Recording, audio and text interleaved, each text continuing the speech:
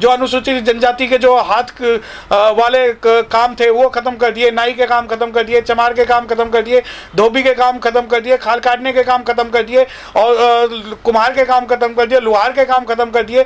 तो ये जो सारे काम हैं वो खत्म करने के बाद आज जो जीडीपी है वो 23.9 पे है, वो 100 पे जानी चाहिए थी। बिल्कुल भगवान की देन है, भगवान में विश्वास रखो, 100 से नीचे जाएगी, बिल्कुल जाएगी, क्योंकि ये जो डाटा है, जो इंटरनेशनल लेवल पर जो डाटा इन्होंने दिया है वो इसीलिए दिया है कि आप लोग भगवान में विश्वास नहीं करते, आप सरकार पे उंगली उठाते हो, आप मोदी जी पे उंगली उठाते हो, आप उनकी जो मन की बात है उसे डिसलाइक करते हो और आप जो है व्रत नहीं रखते। अब जब लोग व्रत रखेंगे, खाएंगे नहीं, पिएंगे नहीं, संन्यास, वो एक बहुत बढ़िया लिखा हुआ था शास्त्रों में कि वो वर्णाश्रम, लोगों को अगर जब तक वर्णाश्रम नहीं लेंगे तो जीडीपी तो डाउन जाएगी।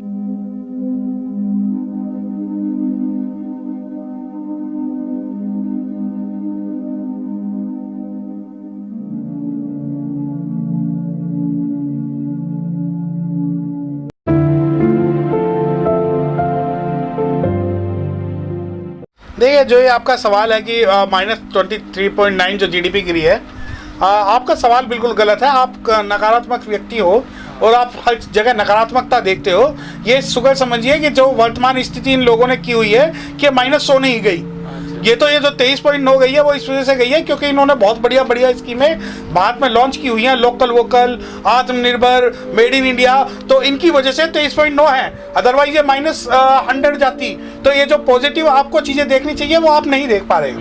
देखिए, ये जो लोग हैं वो सरकार को आलोचना करने के अलावा उनके पास कोई काम नहीं है, क्योंकि सरकार का जो है नोटबंदी के बाद तो जितना भी करप्शन है वो खत्म हो गया और जितने भी वो जो आतंकवादी हमले थे वो सारे खत्म हो गए, बेरोजगारी खत्म हो गई और जो नोटों के अंदर जो चिप था उससे जितने भी नोट थे वो सब निकाल लिए गए हैं। उसका परिणाम यह हुआ कि जो नोट निकाल के जो छापे गए थे वो नोट आज सुरक्षित जगहों पर रखे हुए हैं और जब भी उन लोगों को जरूरत होगी 15 से 30 लाख रुपए उनके अकाउंट में आ जाएंगे। नहीं, ये एक्चुअली ये जो ये जीडीपी की बात है वो कांग्रेस की नीतियों के कारण नहीं, अंग्रेजों के कारण हुई है, क्योंकि अंग्रेजों ने ऐसी व्यवस्था दी कि आज तक ये जीडीपी इनकी नहीं सुधर पाई। जो इनके आने से पहले जो सामान्यता 5 से 7% की जो जीडीपी रहती थी, आज वो -29.3 पे गई है, जो कि 100 पे होनी चाहिए थी। ये तो वर्तमान सरकार के जो बड़े काम है, आत्मनिर्भरता, जिसके अंदर इन्होंने छोटे छोटे रोजगारों को खत्म कर दिया। सर, मोदी जी ने 2016 में कहा था कि आप मुझे 50 दिन दे दीजिए, देश की जो अर्थव्यवस्था है वो सुधर जाएगी। देखिए, वो 50 दिन जब शुरू होंगे, जब 2024 का इलेक्शन होगा उसके बाद से 50 दिन की उन्होंने बात की थी, क्योंकि हमारे सुनने में अंतर आ गया था कि वो 2014 की बात थी। उन्होंने कहा था कि 50 दिन 2024 के बाद दीजिएगा, जब वो उसके बाद में ये सोचेंगे। मोदी जी ने ये भी कहा था कि नोटबंदी से जो है नक्सलवादी कमर टूट जाएगी, आतंकवादी कमर टूट जाएगी और लोगों के अच्छे दिन आएंगे।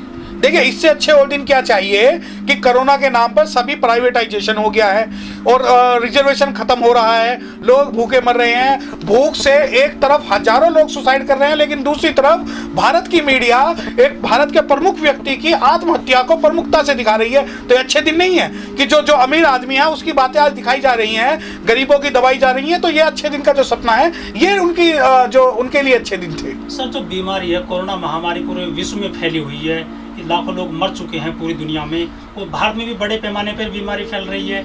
उसके बावजूद मोदी जी कह रहे थे कि हमने 150 देशों की मदद की है कोरोना में। इसको किस तरह से देखते हैं आप? देखिए, उनका जो 150 लोगों की मदद करने की जहाँ तक बात है, हाँ, जो 150 देशों की जो मदद करने की जो बात है जो इन्होंने कही है, उन 150 देशों से पहले ये देख लेते कि दिल्ली और एनसीआर में क्या हाल है। दिल्ली और एनसीआर में आनंद विहार की क्लिप आपके पास, सबके पास होंगी, पूरे भारत की क्लिप आपके पास होंगी। जिस प्रकार कोरोना के नाम पे जो पुलिस ने गरीब आदमियों पे डंडा बजाया है, जिस प्रकार कोरोना के नाम पे पुलिस ने जो गरीब आदमियों पे डंडा बजाया है, हो सकता है वो डंडा इन्होंने 150 देशों को भिजवाया हो उन लोगों के, गरीब आदमियों की कमर तोड़ने के लिए। क्योंकि यहाँ राहत के नाम पर आज भी जो ये लोग जो ये प्रपंच रच रही है सरकार कि कोरोना के नाम पे हमने ये किया वो किया, बिल्कुल सरासर झूठ पे टिका हुआ एक इनका महल है।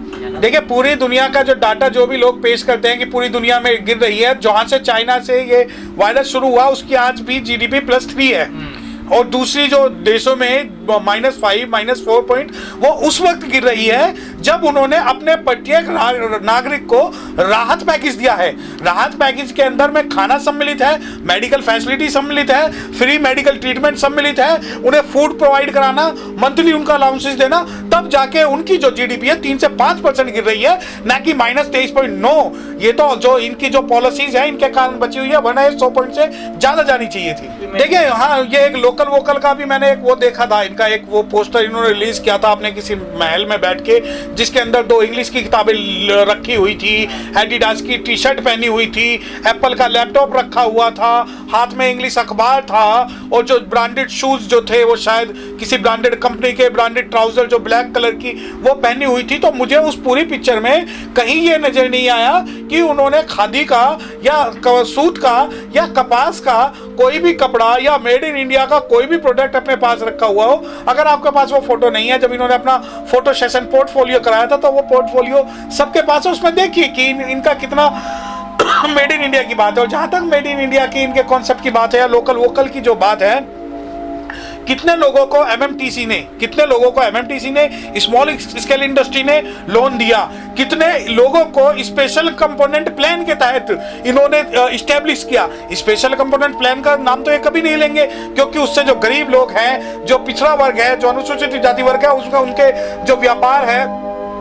आप पूरे इनके कार्यकाल में ये बताइए कितने शेड्यूल कास्ट ओबीसी लोगों को इन्होंने बिजनेसमैन बनाने के लिए उनकी आर्थिक रूप से मदद की, जो कि इन्होंने नहीं की। सर, मोदी जी ने कहा था कि हम जो है देश की जो अर्थव्यवस्था है उसको 5 ट्रिलियन की कर देंगे, लेकिन जो हमारे देश के जो आम नागरिक है वो 5 किलो अनाज के लिए और 1 किलो चने के लिए लाइन में लगे खड़े हैं। देखिए, 5 ट्रिलियन इकोनॉमी की जो बात उन्होंने देश के लिए, देश के कुछ लोगों के लिए की, उन्होंने अंबानी के लिए बात की, उन्होंने अडानी के लिए बात की है। तो हम और आप जो गरीब लोग हैं वो उनके सामने हाथ फैला रहे हैं कि हो सकता है 5 ट्रिलियन इकोनॉमी से हमारा भी कोई हिस्सा हो, परंतु वो हिस्सा नहीं होगा, क्योंकि जिन लोगों को इन्होंने जो आज ये देखे कि richest person of the Asia बन रहे हैं, वो इनकी बदौलत बन रहे हैं। आज जब ये प्राइवेट जो रेलवे का आंदोलन पूरे सड़कों पे पूरे भारत में हो रहा है, आज उसको दिखाने वाला कोई नहीं है, तो रेलवे का प्राइवेटाइजेशन करके ये उनकी इकोनॉमी बढ़ा रहे हैं। ये मोदी, ये जो नीरव मोदी है उसे बाहर भगा देंगे पैसा लेके, विजय माल्या उसे 5 ट्रिलियन के इकोनॉमी में पार्टनर बना के उसे बाहर भगा देंगे।